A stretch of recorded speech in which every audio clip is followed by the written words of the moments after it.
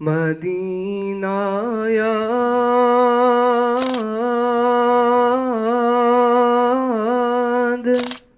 Madina yaad, Madina yaad,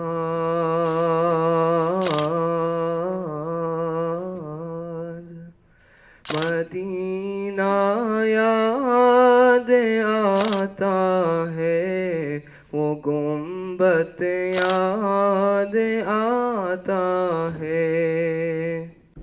And we're all gonna inshallah ta'ala share our reflections from our first winter Miftah Umrah trip.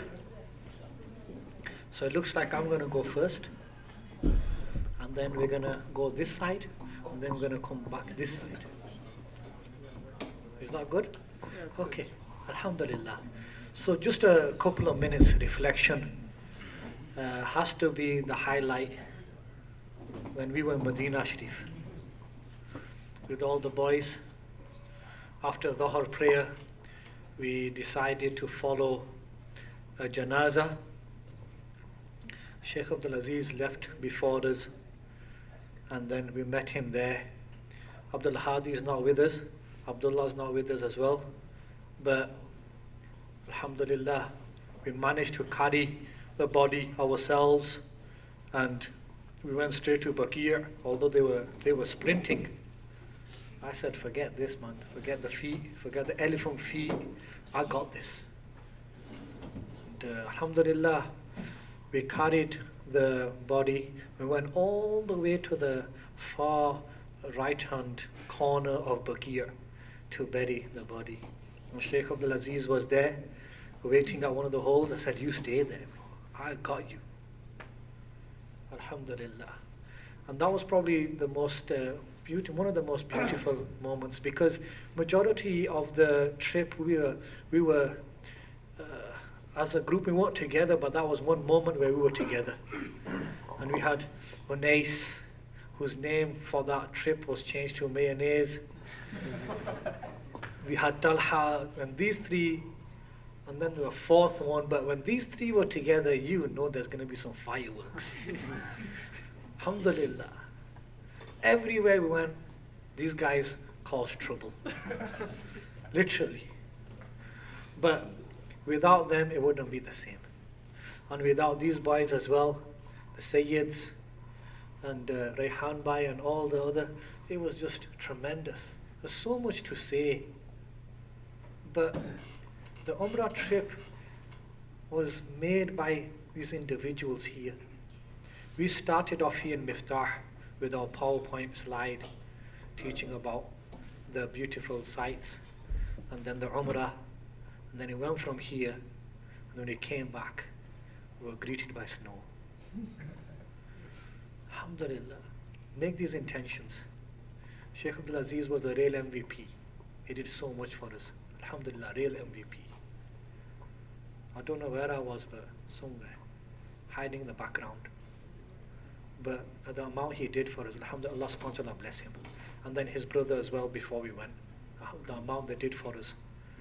So inshallah, we hope that this is one of many trips we make with Miftah to the blessed cities of Makkah and Medina.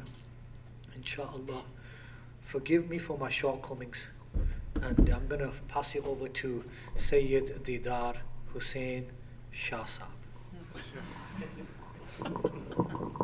Assalamu alaikum.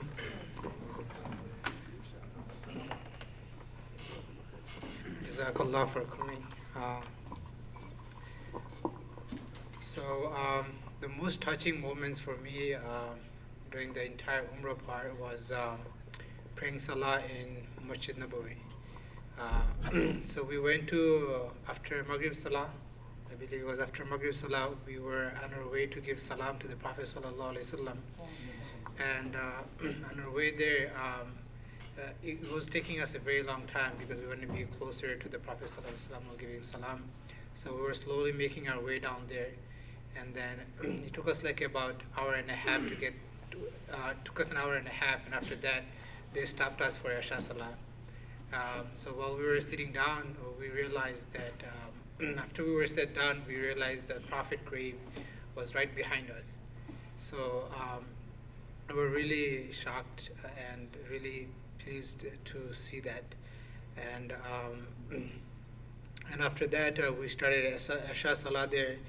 And while we were praying Asha Salah, that was the most amazing Salah I had in my entire life, because the Prophet ﷺ grave was right behind us, literally was right behind us. And everything in Salah just made, the quality of Salah just changed by like thousandfold. I don't think I ever prayed my Salah like that before. And then during At-Tahiyatu, on the last sitting, during At-Tahiyatu,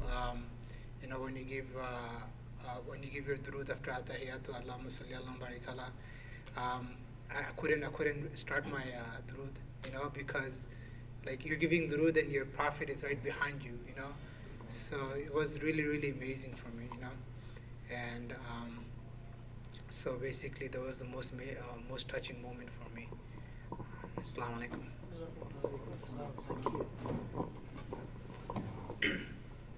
Assalamu alaikum wa rahmatullah. Shaykh Abdul didn't tell me I was going to have to give a speech, so I'll keep this short and sweet. So one of the most heart-touching moments for me was when I was doing tawaf with Shaykh Ishtiaq and Brother Hadi. So while we were doing tawaf, during our rounds, like we noticed we were getting kind of tired. Like during our third or fourth round, we were getting a little tired, and then we noticed something. We noticed there was a person right there next to us. He was doing tawaf, but he didn't have any legs. He was just doing tawaf on kind of like paddles. He just had paddles to walk with. That's all he had. And yet he was going faster than us. He had much more vigor in his walk. And that really like sparked something inside of us. We're such young people, but yet we still complain over small things. And that really like awoke in my eyes to see like, wow, like what other people go through and like what we're going through, and how no matter how much we do, like we'll still like complain about it sometimes, but there are people doing much more than us. And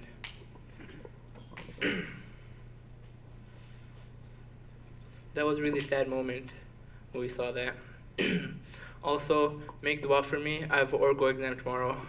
Assalamu alaikum. Assalamu alaikum wa rahmatullah. May Allah bless all of you for coming.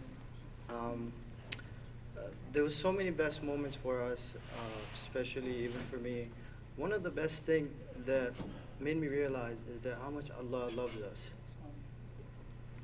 And when we were there, and man, I tell you guys, I was making dua and they were getting accepted left to right.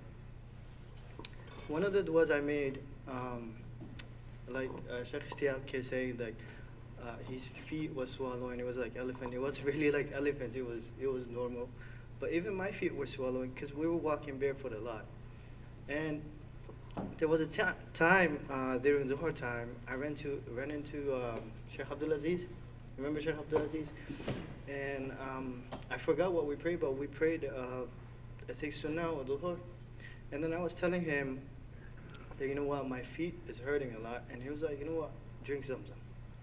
And I made dua before I drank Zamzam, and then a moment later my feet was better. Like it was completely back to normal. And I was telling him, like, wallahi, it's gone. It's just like that. It's just amazing how Allah accepts. And this isn't the only thing, the only dua. There was so many dua that got instantly accepted left to right. And one thing that made me realize is that our shortcomings, when we make dua, we need to be sincere to Allah, and we need to believe that He's going to accept it. One way or another, sooner or later, it's going to get accepted. So inshallah, may Allah make us sincere towards Him. May Allah make it easy for all of us. Amen. Assalamu alaikum. Assalamu alaikum. My name is Waheed.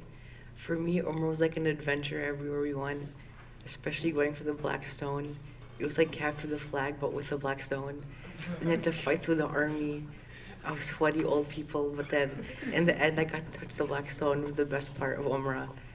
And Medina was very peaceful. You could even when we were super tired, we still went to pray every prayer. The first night we only got 2 hours of sleep, but we still went to every prayer, and it was great. So, well. Assalamu alaikum. My name is Abdul. I'm sitting here because of Abdul Wahab. Shaykh Abdul Wahab made it happen for us for Umrah. Though our decision to go to Umrah just was like 8 or 9 days before, and my wife called the Shaykh, and Shaykh said, you know what, if you guys want to go, just tell me like by 2 o'clock. And this conversation started at 10 or 11. and then that evening I came and met the Shaykh, and he helped me fill up the forms and everything. And it was amazing though. This was our third Umrah trip, and every time you have this issue about not getting your passports in time or not getting visa and all that stuff, and Shaykh made it happen. The one more thing I realized going with Miftah group is the brotherhood, though. The arrangements that Mufti Saab did, they had like two large vans to haul us all, 20 of us, along with our stuff to Chicago. I really appreciate what Sajid did. If Sajid could raise his hand, though, everybody would know who Sajid is. This young man probably was in the van for like 12 to 15 hours, along with Sheikh Saab too. And then I think brother Usman and Unes' dad, brother Abrar came. It was such a humbling feeling to have this brotherhood. And when we reached the airport, though, Sheikh Saab arranged for us to have an excellent dinner at the airport, and I think this never happens. We are sitting at the terminal, 20 of, the sisters and like brothers, 15 of us, sitting down in a circle having like excellent food. Like everybody, talked about the experiences of Medina Sharif and Makkah Sharif. I would have our brothers speak to it. And and lastly, though, I kind of found my heroes, though. Sheikh Saab is my hero. Sheikh Ishtiaq is my hero, and Sheikh Abdul Aziz, man, he is a hero. Sheikh Ishtiaq and Sheikh Abdul Aziz, they are real leaders. Jazakallah khair.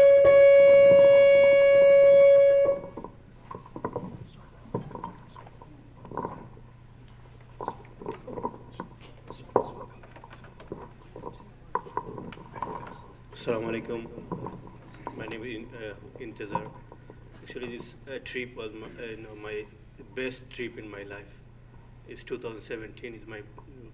This is my best in my life. I went Umrah, and it's Allah Subhanahu wa Taala. He take us, and it's my best moment.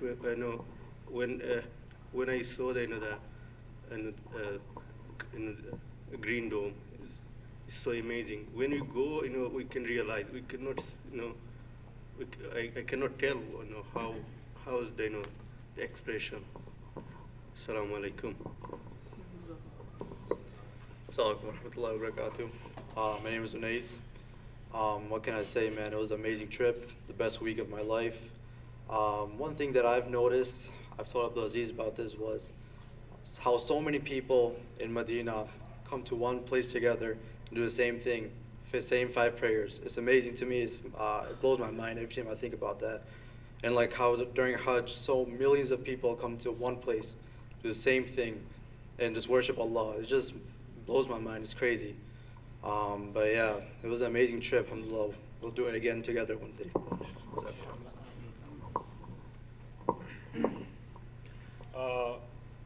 Trip was amazing for me. It happened out of nowhere, I guess. I just texted Mohammed Aziz and wanted to take my mother, but didn't happen, inshallah, next year. So the best part about the trip was when I first prayed, we just got there in Medina for Fajr Salat. And then we were running late from the airport, but alhamdulillah, we made it there while the Iqamah was going on. So we're just running there to make it, you know, it's pretty big. So we were running there. As soon as I prayed, I felt like, you know, big change, honestly. I was like, wow, it was very good. It was amazing. And one more thing that I liked about Medina was I used to just like, around like 10 o'clock, I used to just leave the hotel and I used to walk around all by myself, you know, without my shoes, honestly. I used to go for a prayed Isha, and I used to pray some Quran, read some Quran, and then I used to go say salam to the Prophet, you know, hiding. I used to be like sneaking around from the police officers over there. I got caught once, but didn't do nothing. That's good. So I did that for like 3 days we were there. I did that every day, like, you know, I walked around, and then I used to just walk around the masjid, just look around. It just, when you look around, it's just so amazing that you just look at it for like 20 minutes and you just wouldn't want to stop, honestly. That's how it is. So it was like an amazing trip. Inshallah, we will do it again. Inshallah. Assalamu alaikum wa barakatuh. Alhamdulillah, like some brothers mentioned, words cannot describe the experiences that a person goes through when he goes for Umrah or Hajj. But to try my best to put it in perspective, there's many memorable moments that I had in the trip. From before we even reached Medina, our trip from Warren all the way to Chicago and the way back also. Every moment of that was blessed. But just to keep it short, I'll share one experience in Medina and one experience in Mecca real quickly. One of the amazing experiences I had in Medina when I reached Medina Sharif was on the way there. I got really sick. When we reached Istanbul airport, I just out of nowhere, I think I didn't eat something on the plane that was suitable for me. So it was my fear that I would get sick, and being the servant of our group, not the leader was Shaykh Ishtiaq, being their servant, I didn't want to be someone that becomes a burden for them as opposed to being a help for them. So that really kind of made me upset at myself that why am I getting sick? But alhamdulillah, we were blessed to have a doctor in our group, Dr. Dodana, our entire family. May Allah bless them all for their time, their effort. And Rafi is not here also, her eldest son, and great family, you know. May Allah bless them all, give them the best of this life and the hereafter. So while I was there, I didn't have any medication. Most of the people with us, they had the medication in their bags that they checked in already. But mashallah, doctors know how to roll. So she had her medication with her, something, Mortrin or something in her bag. So she gave me some medication that helped me out. But the thing I want to talk about is the minute I reached Medina, and wallahi, the minute I stepped outside of the airport, inside of the airport, it's a little bit frustrating because you're waiting in line for about an hour and a half, 2 hours to finally go through.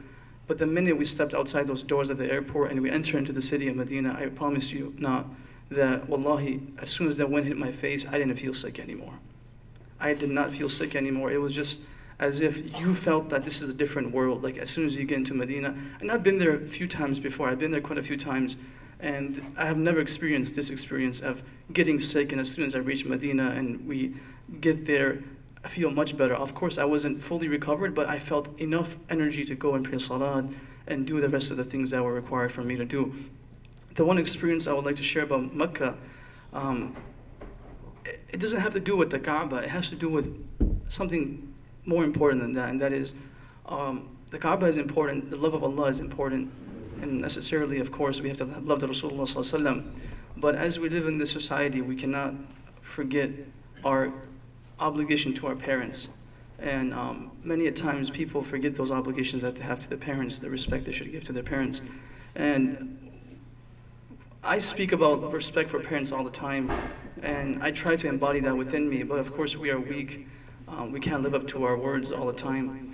But when I was in Mecca and we were doing our last tawaf, I was with Talha. I kind of want to do it alone, just so I can be by myself. But Talha texted me, he's like, hey, I want to go, I'm waiting for you. I said, I'm going to be half an hour to get down. And so he waited half an hour, and then we went to do tawaf.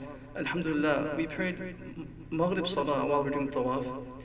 We did one tawaf, we prayed Maghrib. Then while we were praying Maghrib, I just had it in my heart, I'm like, I wish I can pray in the first saf. You know, it's so much, rush, but I want to pray in the first saf. Wallahi, I didn't even make the dua.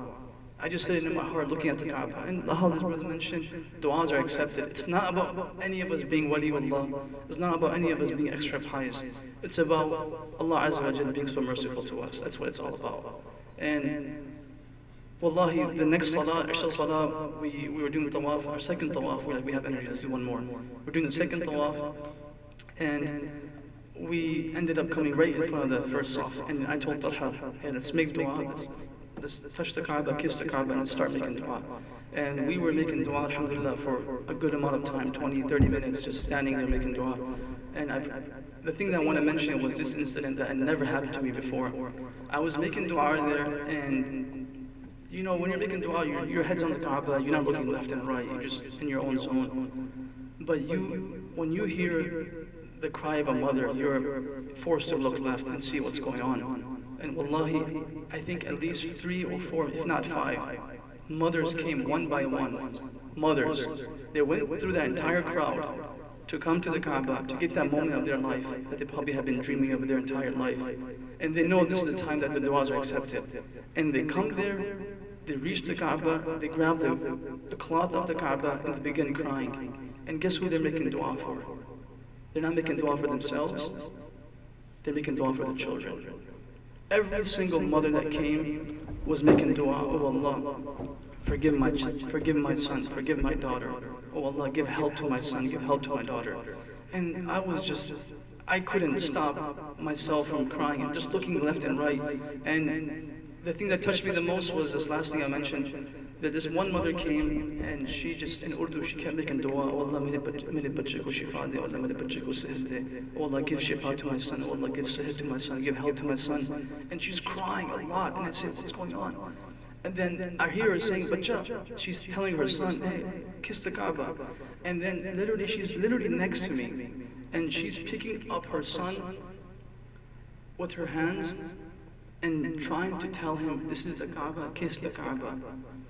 And it didn't take me long to realize that this son is disabled. He looks like he's normal, but he's mentally disabled. He doesn't know where he's at.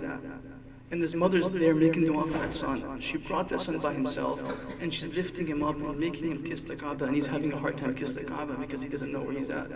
So that made me realize that, wallahi, of course, after Allah and His Rasul, Allah comes first, His Prophet comes second, and without any doubt, our parents come third. There's over 7 places in the Quran where Allah mentions, وَاعْبُدُوا اللَّهَ وَلَا تُشْرِكُوا بِهِ شَيْئًا وَبِالْوَالِدَيْنِ إِحْسَانًا. After the worship of Allah, Allah mentions being kind to the parents. So my humble advice to everyone here, especially the youngsters, many of us are youngsters, many of us might have parents who are still alive, is that, please cherish the moment that you have with your mother, with your father, and respect them, love them, and remember, whatever you do for them, you won't be able to repay them back for a second of the pain that they had to endure for you throughout their entire life. So we ask Allah Azza wa Jalla to give us a love for our parents, and we ask Allah Azza wa Jalla to give us a love for His Prophet ﷺ, and the love for Allah Subhanahu wa Ta'ala. Last thing I would like to say is that this group was an amazing group. All the brothers that we had with us, all the sisters that we had with us. I know the sisters didn't want to speak, but I'll tell you what, they gave us energy. Men like to not, they don't like to show that, sometimes they want to show that they're strong, but when you're doing tawaf and you see Shaykh Ishtiaq's mother-in-law, she did 2 umrahs in 2 days, walking. I mean, that's unheard of, Shaykh, wallahi. And his wife, Dr. Durdana, 2 umrahs. I mean, it's amazing when you see the sisters give it all they have. Mariam's mother. I mean, it's amazing when you see all of these people come together. And like how Sayyid said that, he told me while I was there, he goes to the gym, and he's supposed to be my gym. I'm supposed to be his gym partner, but I never show up. But he tells me that, I work out so much. I do so much cardio, I do all of these different, workouts, but I realize when I'm in Makkah, when I'm doing tawaf, I'm still so weak, so there's people who are skinnier than us who are doing much better tawaf and umrah than us. And I told him it's not actually the energy of the muscles, it's the power of the love of Allah subhanahu wa ta'ala that keeps you going. like how Abu Bakr radiallahu anhu was able to carry the Prophet up the Mount of Thor. We need the energy of Allah subhanahu wa ta'ala to keep us going throughout this entire life. So Jazakallah khair to all of you in the group, for all of you who came to this event. We ask Allah subhanahu wa ta'ala not to make this the only Umrah that we go as miftah, and rather we make this the first of many hundreds of Umrahs to come, inshallah. Shaykh Ishtiaq, please don't deceive anyone, you are the real MVP. If I didn't know he was 36 years old, but mashallah, he's 36 years young, not old. He's 37, oh, subhanallah. His birthday, he had his birthday in Medina, half in Medina and half in Mecca. You know Allah loves you if that's the case. MashaAllah. May Allah love all of us. Ameen. And he had his birthday last year also. Where was it? In Mecca. Something is going on. So if you want to get some du'as, you know who to go to. So inshallah, may Allah Azza wa Jalla accept all of our umrah, and may Allah give you guys a share in this umrah for giving your support and your love. Ameen. Rabbil Alameen wa akhir da'wana. Jazakallah khair. And Mufti Abdul Wahab, just, I don't like to praise you because sometimes you go to the sky, but mashallah, Mufti Abdul Wahab, if you tell him that, if you praise him, mashallah, he's amazing, mashallah. But Jazakallah khair for all your work behind the scene. I already thanked him before, and I want to thank you again in front of everyone. He's my younger brother, just in case you guys are confused. He's younger than me. He might be an inch taller, but he's younger than me, okay? So, but Jazakallah khair for everything, everyone. All the people in the group, Jazakallah khair for everything. Inshallah, we'll make a short dua. Shaykh, you want to make a short?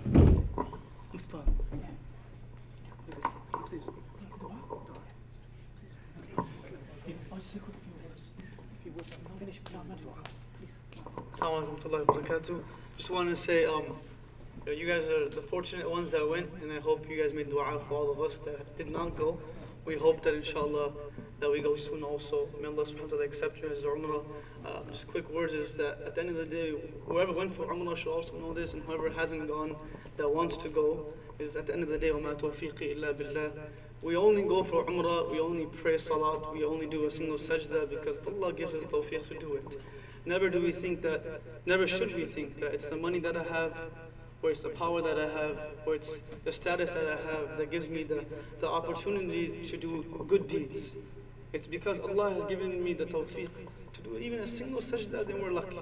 How Salih alayhi salam would say, وَمَا تَوْفِيقِ إِلَّا بِاللَّهِ, that we can't do anything if it was not for the tawfiq and ability of Allah subhanahu wa ta'ala. So at the end of the day, we thank Allah first. Lastly, for the people that went, everyone is saying it's a life-changing experience. It was amazing, it was mind-boggling, it was unbelievable.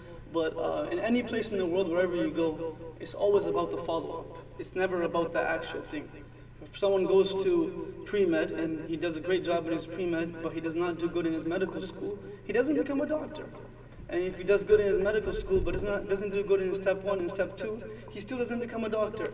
If someone does good in playing basketball in high school, then he gets accepted to college, but doesn't play good in college, he's not going to the NBA.